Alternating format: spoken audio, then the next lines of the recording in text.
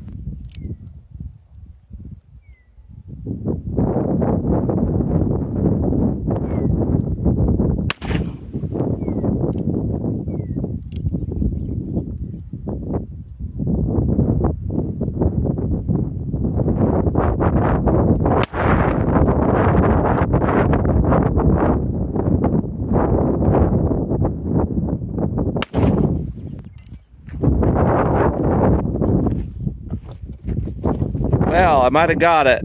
Let's show you the setup here. This is the spotter.